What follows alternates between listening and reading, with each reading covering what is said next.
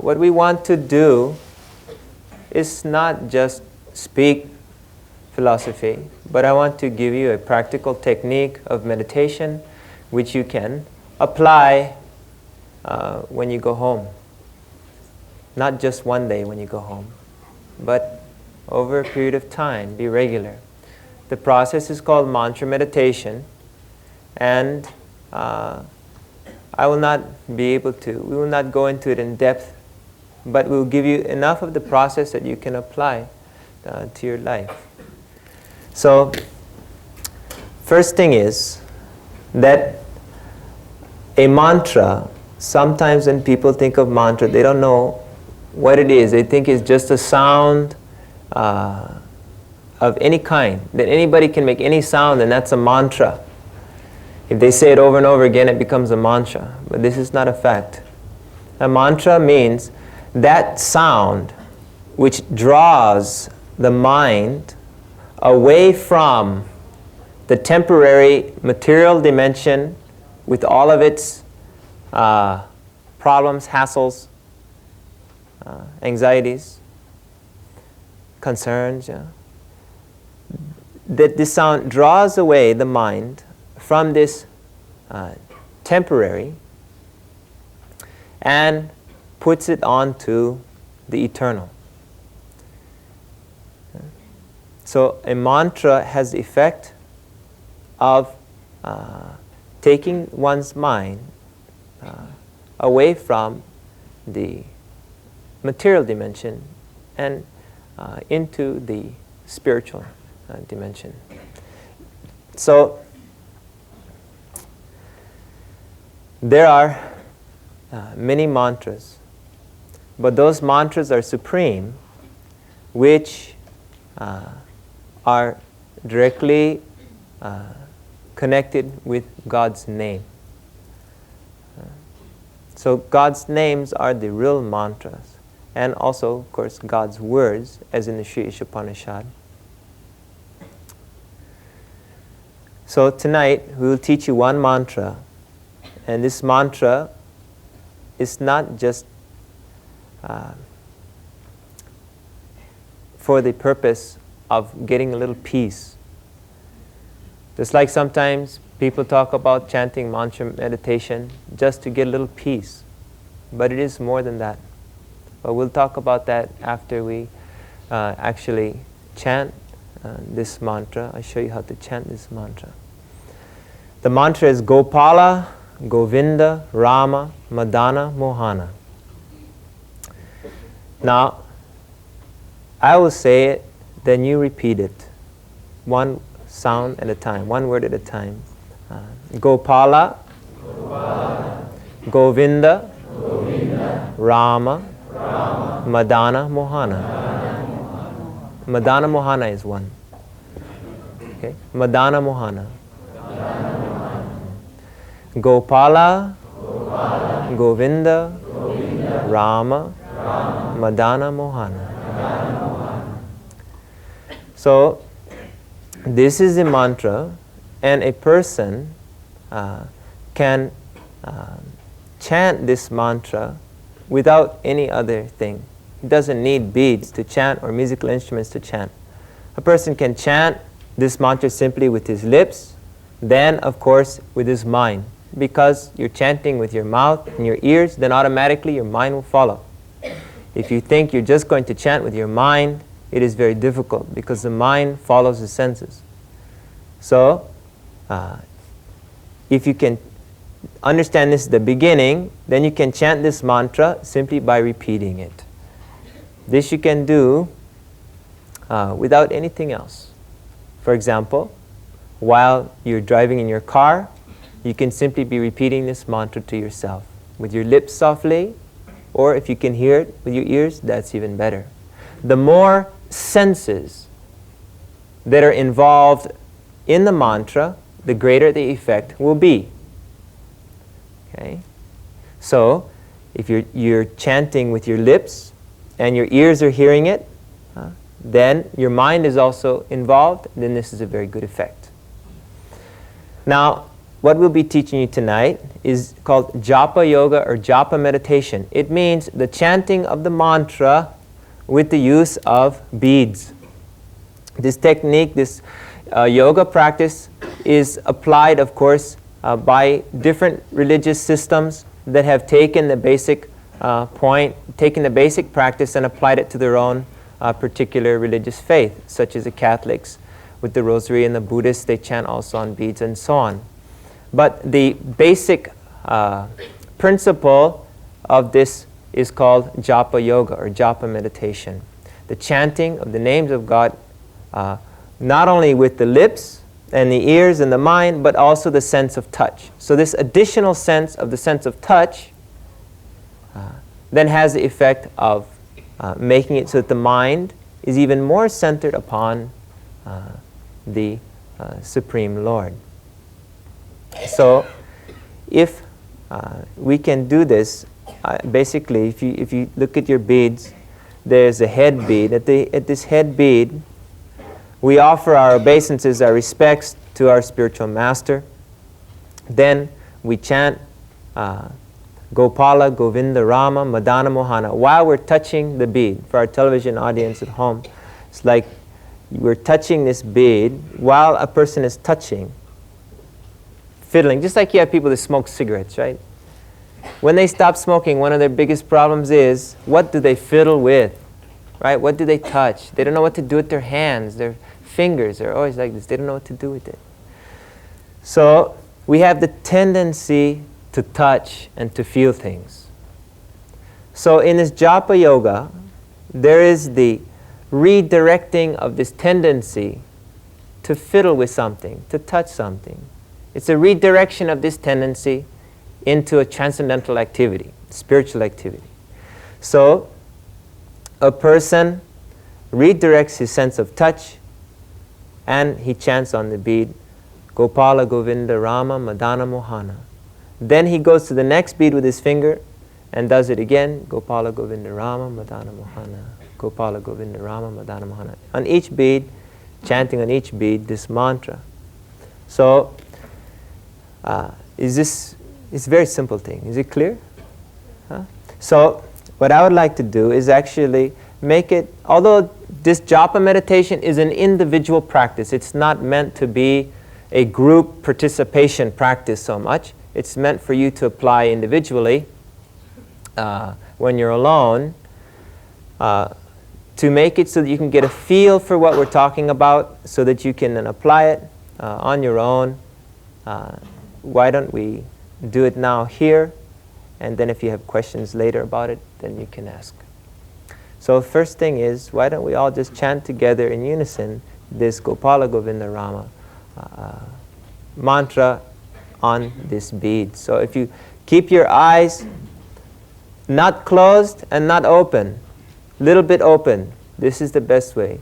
That way you don't fall asleep, but then you also don't have many distractions from outside.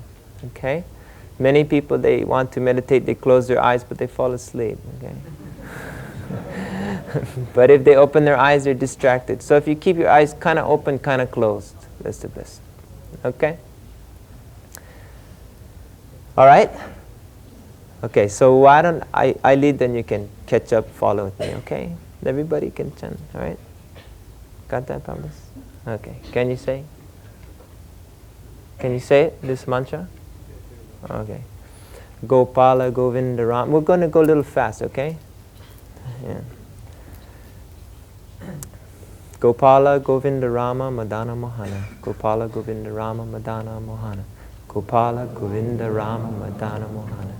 Gopala, Govinda, Rama, Madana, Mohana. Gopala, Govinda, Rama, Madana, Mohana. Gopala, Govinda, Rama, Madana, Mohana. Gopala, Govinda, Rama, Madana, Mohana. Gopala, Govinda, Rama, Madana, Mohana. Gopala, Govinda, Rama, Madana, Mohana. Gopala, Govinda, Rama, Madana, Mohana. Gopala, Govinda, Rama, Madana, Mohana. Gopala, Govinda, Rama, Madana, Mohana. Gopala, Govinda, Rama, Madana, Mohana. Gopala, Govinda, Rama, Madana, Mohana. Gopala, Govinda, Rama, Madana, Mohana. Gopala Govinda Rama Madana Mohana. Gopala Govinda Rama Madana Mohana. Gopala Govinda Rama Madana Mohana. Gopala Govinda Rama Madana Mohana. Gopala Govinda Rama Madana Mohana. Gopala Govinda Rama Madana Mohana. Gopala Govinda Rama Madana Mohana. Gopala Govinda Rama Madana Mohana. Gopala Govinda Rama Madana Mohana. So this practice of japa yoga, you can chant on these beads. If you like, you can take these beads with you and apply it. You must try it. There's a saying, the proof of the pudding is in the eating. You must practice it on a regular basis. For example, you should rise in the morning after you bathe, then you should chant this japa meditation as long as you can. 15 minutes, 20 minutes, 30 minutes. And also, sometimes if you like to take walks, you can also take these beads with you and chant this japa meditation while you're walking. But you should keep your eyes completely open when you're doing it that way. Otherwise, of course, you have some problem. Some people I know, they chant on beads even while they're driving. And it's very dangerous. But because they're chanting, they're not afraid. But it is very good to chant this japa meditation when you first arise in the morning, then before you sleep at night, before you go to rest. Chant 10, 15, 20 minutes on these beads. Now, another way to chant this mantra is called kirtan, or with musical instrument and with other people. Some people, they say that if you chant the names of God out loud, also some people who sell mantras say this for their own financial benefit, that you cannot say a mantra out loud. You must keep it a secret. They say you cannot say the mantra out loud, otherwise it loses its effect. They do not appreciate that the mantra is God's name, and that God's name is always of the same power. It is not that if the name of God somehow comes into connection with the material dimension, that the power of the name of God becomes dissipated. Their proposal is that God's names can lose their potency when they come into contact with matter, material nature, or Maya. But actually the exact opposite is true. That God's names have the effect of influencing the world, not vice versa.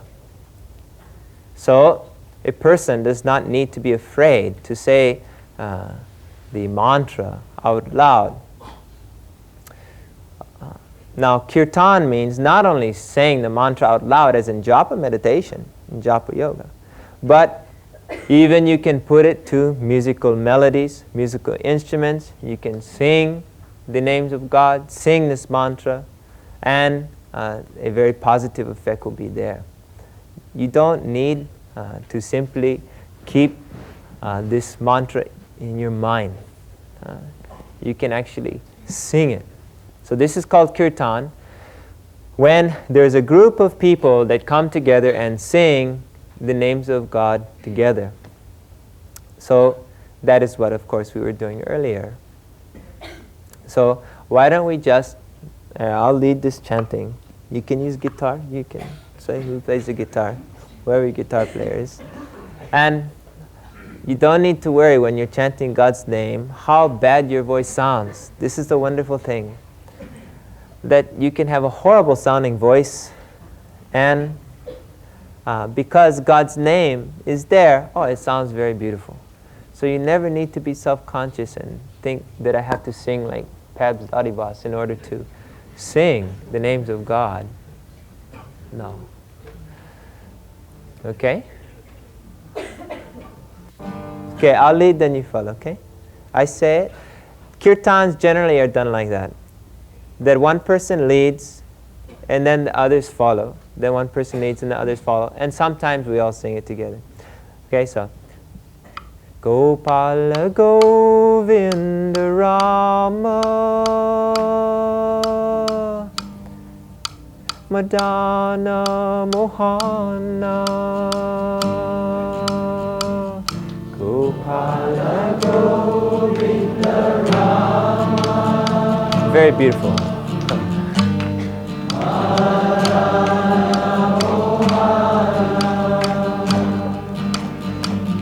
Gopala Govinda Rama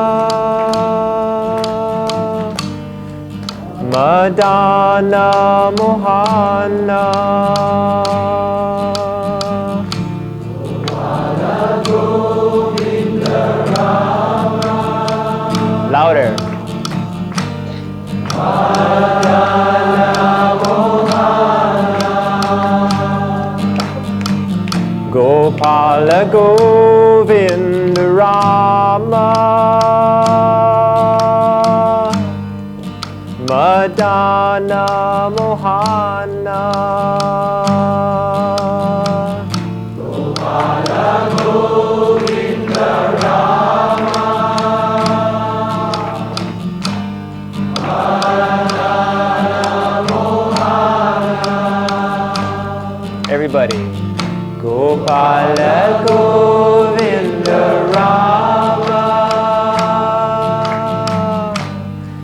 Madana Mohana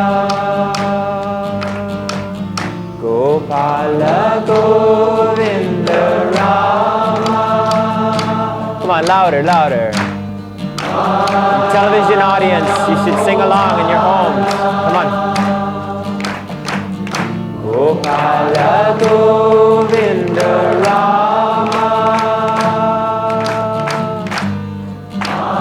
Madana Mohana Gopala Govinda Rama Madana Mohana Gopala Govinda Rama Madana Mohana. Haribol. Gopala Govinda Rama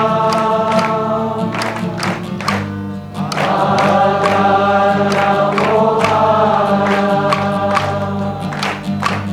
Gopala Govinda Rama Madana Mohana Gopala Govinda Rama Madana Mohana. Come on, louder, louder.